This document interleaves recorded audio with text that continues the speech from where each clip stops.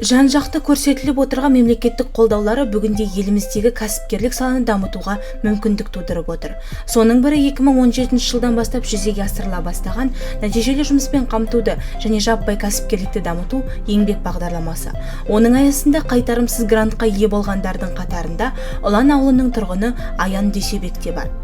Біраз уақыттан бері осы ауылды жерден осындай шаштараз ашып, халыққа қызмет жасасам деген өзімнің өнерім құр қалмасын деп, осы арқылы жаңағы өзімді кішкене жандандырып,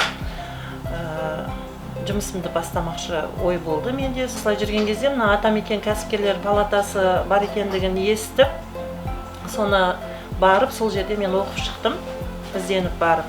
Еңбек бағдарламасы бойынша оқып шықтым. Ол жерде жаңа қаржылай көмек қайтарымсыз берілетінін барлығын оқып біліп, сол жерде оқып, сол жерден қайтарымсыз 550 мың, 59 мың грантты жеңіп алдым.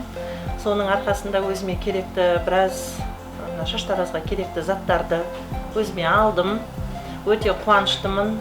Жаһандану заман ағымына қарай ізденімпаз Аян Жұманазарқызының негізгі мамандығы кәсіби ұстаз болса да, 2010 жылдан бастап сән мен сұлулық саласына бет бұрған. Оңтүстік Қазақстан облысының тумасы Аян әпкеміз біліктілігін арттыру үшін Алматы қаласына қоныс аударыпты. Ал 2015 жылы ауданымыздағы Ұлан ауылына көшіп келген. Бұл аймақта оның нақтылы орны мен ғимараты болмағандықтан, ол шаштараз, тырнақ күтімінің шебері, бет тазалау сияқты қызметтерін өз үйінде немесе шақырту арқылы көрсетіп жүрген.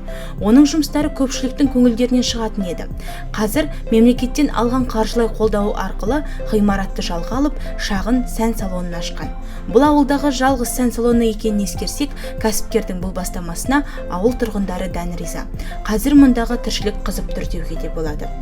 Көптен күткен салонымыз ашылып жатыр. Өте қуаныштымыз. Өзіміз бүткіл ауыл, осы Ұлан ауылы қуанып жатыр. Бәріміз қуаныштымыз. Аян әпкеміз өз білген жастарға үйретуден де жалықпайды. Осы уақытқа дейін 3-4 жас шеберді дайындаса, қазір Диана есімді қыз көмекші ретінде үйреніп жүр. Сұранысы мол кәсіптің тетігін тауып отырған кәсіпкердің алдағы жұмыстарына тек сәттілік тілейміз.